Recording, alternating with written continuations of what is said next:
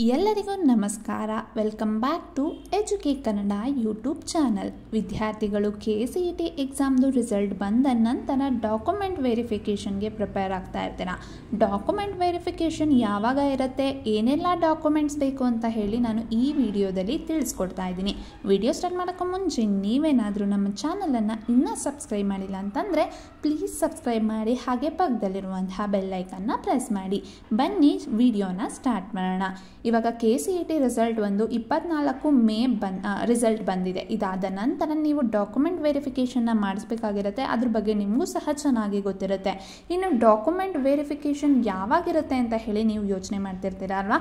Tentative ಆಗಿ document verification KEA ವತಿಯಿಂದ June 1st ವೀಕಲ್ಲಿ ಆಗುತ್ತೆ ಅಂತ ಮಾಹಿತಿ ಇದೆ. ಅಂದರೆ ಜೂನ್ 1ನೇ ತಾರೀಕು ಅಂತ ಹೇಳಿ ಹೇಳ್ತಾ ಇದ್ದಾರೆ. ನೋಡೋಣ, ಅಫಿಷಿಯಲಿ ನೋಟಿಫಿಕೇಷನ್ನ KEA ವತಿಯಿಂದ ಬಿಡುಗಡೆ ಮಾಡ್ತಾರೆ.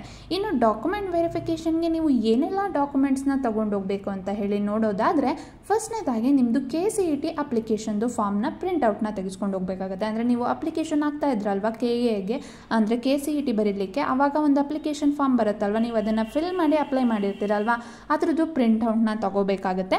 ಅದಾದಮೇಲೆ KCETದು ಹಾಲ್ ಟಿಕೆಟು, ಅಂದರೆ ನೀವು KCET ಎಕ್ಸಾಮ್ ಬರೆಯೋಕ್ಕೆ ಅಂತ ಹೋಗೋಕ್ಕೂ ಮುಂಚೆ ನೀವು KCETದು ಹಾಲ್ ಟಿಕೆಟ್ನ ತೊಗೊಂಡಿರ್ತೀರಲ್ವ, ಅಲ್ಲಿ ನೀವು ಎಕ್ಸಾಮ್ ಬರೆದಾಗ ಸೈನ್ ಹಾಕಿರ್ತಾರಲ್ವ, ಅದರದ್ದು ಒಂದು ಜೆರಾಕ್ಸು ಮತ್ತು ಒರಿಜಿನಲ್ ಕಾಪಿನ ತೊಗೊಂಡೋಗ್ಬೇಕಾಗತ್ತೆ. ಮತ್ತು ನಿಮ್ಮದು SSLC ಮಾರ್ಕ್ಸ್ ಕಾರ್ಡು ಜೆರಾಕ್ಸ್ ತೊಗೊಂಡು ಮತ್ತು ಒರಿಜಿನಲ್ಲು ಸಹ ತೊಗೊಂಡು ಹೋಗಬೇಕು. ಮತ್ತು ಸೆಕೆಂಡ್ PUD ಮಾರ್ಕ್ಸ್ ಕಾರ್ಡು, ಅಂದರೆ ನೀವು ಇವಾಗ ತಾನೇ ಸೆಕೆಂಡ್ PUC ಎಕ್ಸಾಮ್ ಬರೆದಿರ್ತೀರ, ಇನ್ನೂ ಸಹ ನಿಮಗೆ ಮಾರ್ಕ್ಸ್ ಕಾರ್ಡ್ ಬಂದಿರೋದಿಲ್ಲ ಅಲ್ವಾ.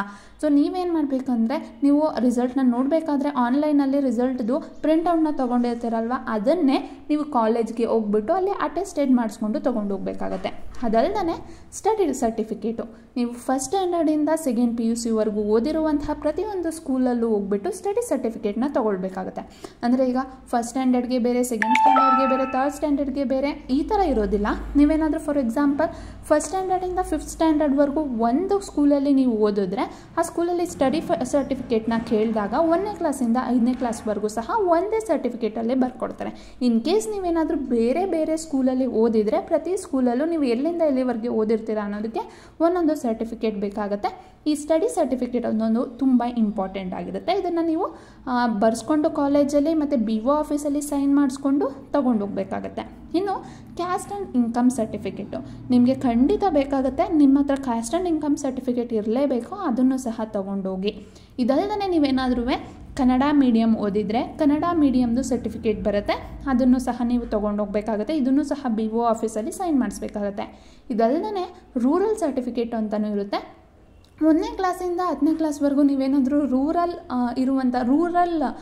ವಿಲೇಜಸ್ ಆಗಿರ್ಬೋದು, ಈ ಥರದ್ರಲ್ಲಿ ಏನಾದರೂ ನೀವು ಸ್ಟಡಿಯನ್ನು ಮಾಡಿದರೆ ರೂರಲ್ ಸರ್ಟಿಫಿಕೇಟ್ ಅಂತಲೂ ನಿಮಗೆ ಅಪ್ಲಿಕೇಬಲ್ ಇರುತ್ತೆ.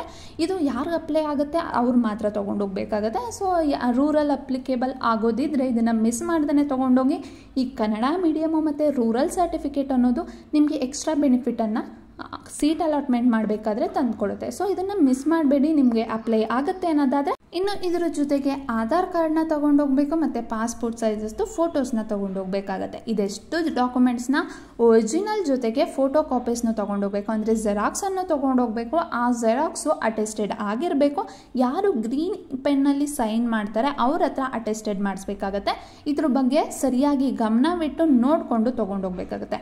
ಇದಿಷ್ಟು ಡಾಕ್ಯುಮೆಂಟ್ಸು ನಿಮಗೆ ಡಾಕ್ಯುಮೆಂಟ್ ವೆರಿಫಿಕೇಷನ್ಗೆ ಬೇಕಾಗುವಂಥದ್ದು. ಇನ್ನು ಈ ಡಾಕ್ಯುಮೆಂಟ್ಸ್ ವೆರಿಫಿಕೇಷನ್ಗೆ ಒಂದು ಸೆಂಟರನ್ನು ಅಲೋಕೇಟ್ ಮಾಡ್ತಾರೆ. ನಿಮ್ಮ ರ್ಯಾಂಕಿಂಗ್ ಮೇಲೆ ಈ ದಿನ ಇಷ್ಟರಿಂದ ಇಷ್ಟು ರ್ಯಾಂಕಿಂಗ್ ಇರೋರು ಬರಬೇಕು ಅಂತ ಹೇಳಿಬಿಟ್ಟು ನಿಮಗೆ ಒಂದು ಡೇಟನ್ನು ಕೊಡ್ತಾರೆ. ಮತ್ತು ಯಾವ ಆಫೀಸ್ಗೆ ಹೋಗ್ಬಿಟ್ಟು, ಅಂದರೆ ಯಾವ ಸೆಂಟರ್ಗೆ ಹೋಗ್ಬಿಟ್ಟು ನೀವು ವೆರಿಫಿಕೇಷನ್ ಮಾಡಬೇಕು ಅನ್ನೋದನ್ನು ಸಹ ಡೀಟೇಲ್ ಆಗಿ KEA ವೆಬ್ಸೈಟಲ್ಲಿ ಪಬ್ಲಿಷ್ ಮಾಡ್ತಾರೆ. ಸೊ ಅಪ್ಡೇಟ್ಸ್ಗೋಸ್ಕರ ಕಾಯ್ತಾ ಇರಿ. ಅಪ್ಡೇಟ್ ಬರ್ತಿದ್ದ ಹಾಗೆಯೇ ನಾನು ಸಹ ವಿಡಿಯೋ ಮಾಡಿ ತಿಳಿಸ್ಕೊಡ್ತೀನಿ. ಐ ಹೋಪ್ ಈ ವಿಡಿಯೋ ನಿಮಗೆ ಹೆಲ್ಪ್ಫುಲ್ ಆಗಿರುತ್ತೆ ಅಂತ ಅಂದ್ಕೊಂಡಿದ್ದೀನಿ. ಡಾಕ್ಯುಮೆಂಟ್ಸ್ನ ಮಿಸ್ ಮಾಡ್ದೇ ಇಷ್ಟನ್ನು ರೆಡಿ ಮಾಡ್ಕೊಳ್ಳಿ. ಡಾಕ್ಯುಮೆಂಟ್ ವೆರಿಫಿಕೇಷನ್ಗೆ ಕರೆದಾಗ ಆ ಟೈಮಲ್ಲಿ ಮಾಡಿ, ಟೆನ್ಷನ್ ತಗೊಂಡು ಡಾಕ್ಯುಮೆಂಟ್ಸ್ ಮಾಡೋದು ಬೇಡ. ಇದಿಷ್ಟು ಈ ವಿಡಿಯೋನ ಸಬ್ಸ್ಕ್ರೈಬ್ ಮಾಡಿ. ನಿಮಗೆ ಈ ವಿಡಿಯೋ ಇಷ್ಟ ಆಗಿದ್ದರೆ ಲೈಕ್ ಮಾಡಿ,